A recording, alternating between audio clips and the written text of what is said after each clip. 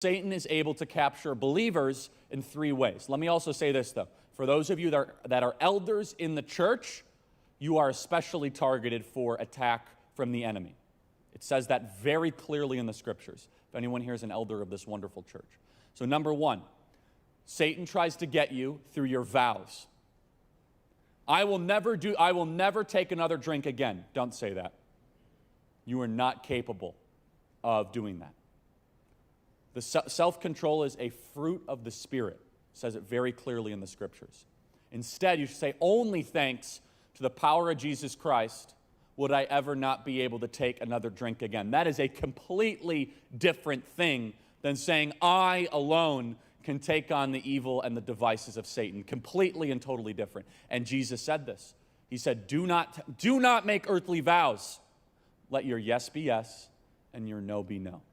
As soon as you take a vow, what is Satan? He's a taunter. He's able then to taunt you with your own vow, right?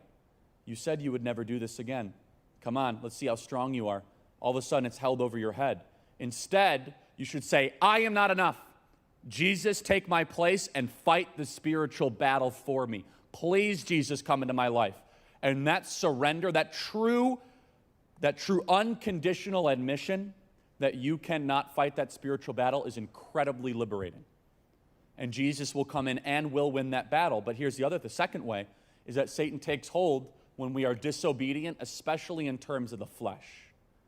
Satan is a master of being able to capture us when we engage in repetitive, intentional, fleshly sin. We all know what that is.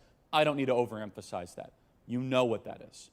It's when we decide that things that feel good, that we know that are not good for us, especially in the sexual domain, that's where Satan is licking his chops and he knows he's got you. He knows that's where human beings are in some ways at their weakest. This is why it says in the New Testament, flee from sexual immorality. And it goes on to say that Satan prowls the earth, in 1 Peter, prowls the earth like a lion looking for those to devour. It's a pretty profound statement, isn't it? Now again, I'm not sure any of you expected to come at an 8 a.m. service and hear about Satan, but you'll be glad you did because he's real, okay?